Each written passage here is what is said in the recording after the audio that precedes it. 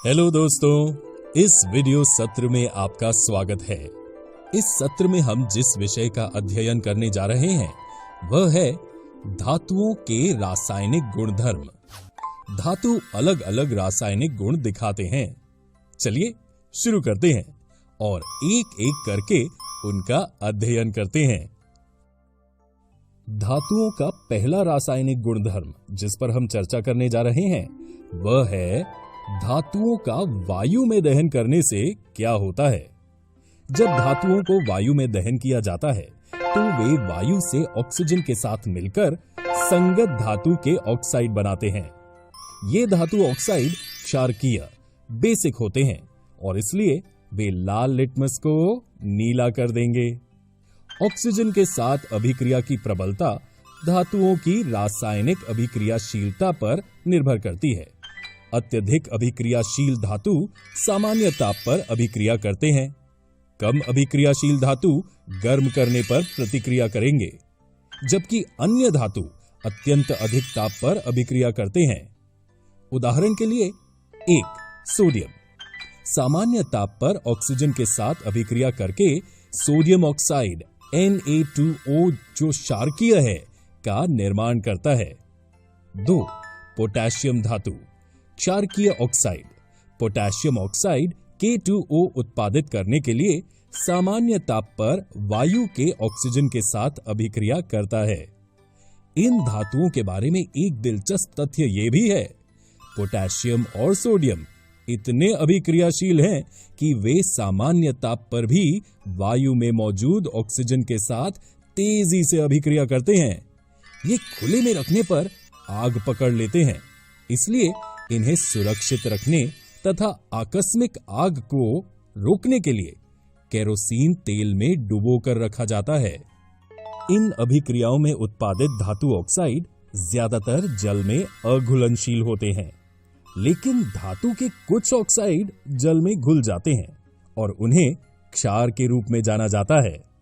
जैसे sodium oxide जल में घुलनशील है और जल में घुलकर सोडियम हाइड्रोक्साइड उत्पादित करता है जो एक क्षार है।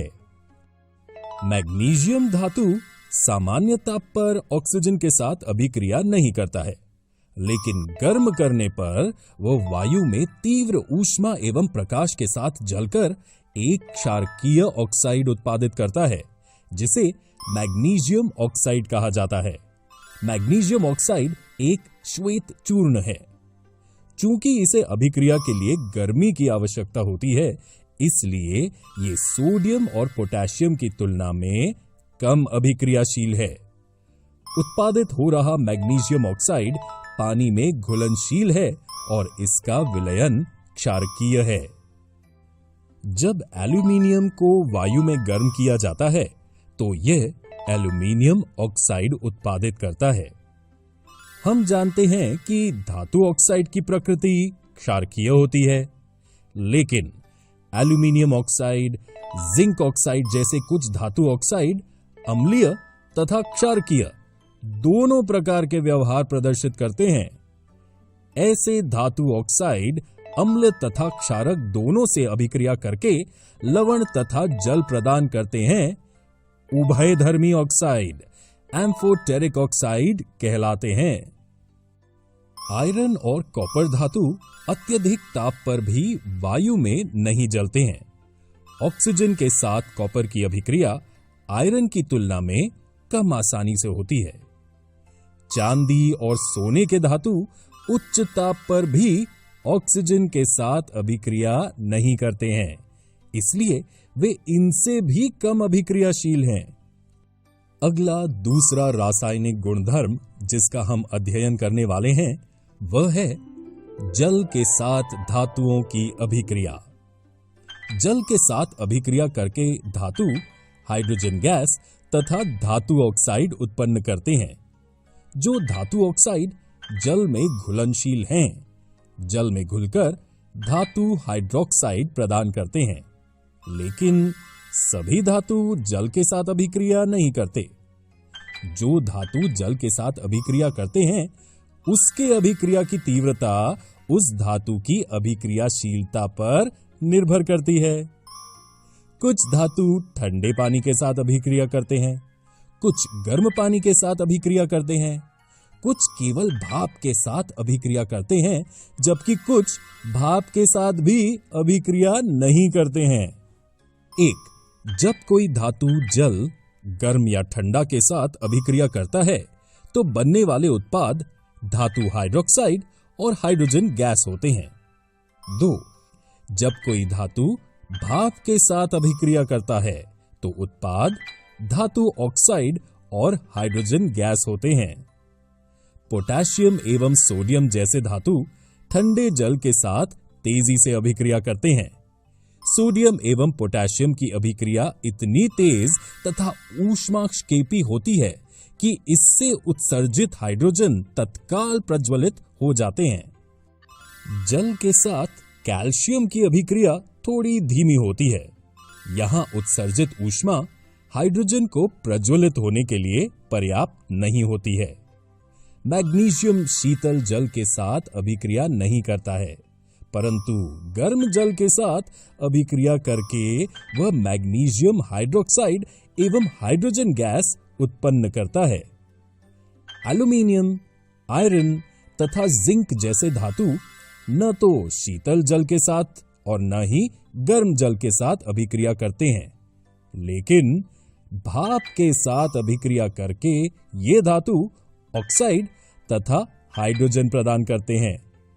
भाप के साथ उनकी अभिक्रिया की प्रबलता के आधार पर हम उनकी अभिक्रियाशीलता के घटते क्रम में मैग्नीशियम, एल्यूमीनियम, जिंक और आयरन धातुओं को इस तरह से व्यवस्थित कर सकते हैं। अगला गुणधर्म जिसका हम अध्ययन करने वाले हैं वह है तनु अम्लों के साथ धातुओं की अभिक्रिया। धातु अम्ल के साथ अभिक्रिया करके संगत लवण तथा हाइड्रोजन गैस प्रदान करते हैं, लेकिन क्या सभी धातु इसी तरह अभिक्रिया करते हैं? आइए देखें। धातु आमतौर पर तनु अम्लों से हाइड्रोजन को विस्थापित करते हैं। केवल कम अभिक्रियाशील धातु जैसे कॉपर, चांदी, सोना तनु अम्लों से हाइड्रोजन को विस्थापित नहीं करते हैं। सभी धातु तनु अम्लों के साथ अभिक्रिया नहीं करते हैं। तनु अम्ल के साथ धातु की अभिक्रिया की प्रबलता उसकी रासायनिक अभिक्रियाशीलता पर निर्भर करती है। धातु क्लोराइड और हाइड्रोजन गैस उत्पादित करने के लिए धातु हाइड्रोक्लोरिक अम्ल के साथ अभिक्रिया करते हैं। सोडियम क्लोराइड और हाइड्रोजन बनाने के लिए सोडियम हाइड्रोक्लोरिक अम्ल के साथ अत्यधिक तेजी से अभिक्रिया करता है। इस अभिक्रिया से पता चलता है कि सोडियम अत्यधिक अभिक्रियाशील है। मैग्नीशियम क्लोराइड और हाइड्रोजन गैस बनाने के लिए हाइड्रोक्लोरिक अम्ल के साथ मैग्नीशियम भी काफी तेजी से अभिक्रिया करता है। एल्यूमीनियम धातु पहले सतह पर एल्यूमीनियम ऑक्साइड की एक कठिन सुरक्षात्मक परत की उपस्थिति के कारण धीरे धीरे तनु हाइड्रोक्लोरिक अम्ल के साथ अभिक्रिया करता है, लेकिन जब पतली बाहरी ऑक्साइड परत अम्ल में घुल जाती है तो ताजा धातु उजागर होता है और तनु हाइड्रोक्लोरिक अम्ल के साथ तेजी से अभिक्रिया करता है। जिंक क्लोराइड और हाइड्रोजन गैस देने के लिए जिंक भी तनु हाइड्रोक्लोरिक अम्ल के साथ अभिक्रिया करता है, लेकिन एल्यूमीनियम की अभिक्रिया की तुलना में कम तेजी से होती है।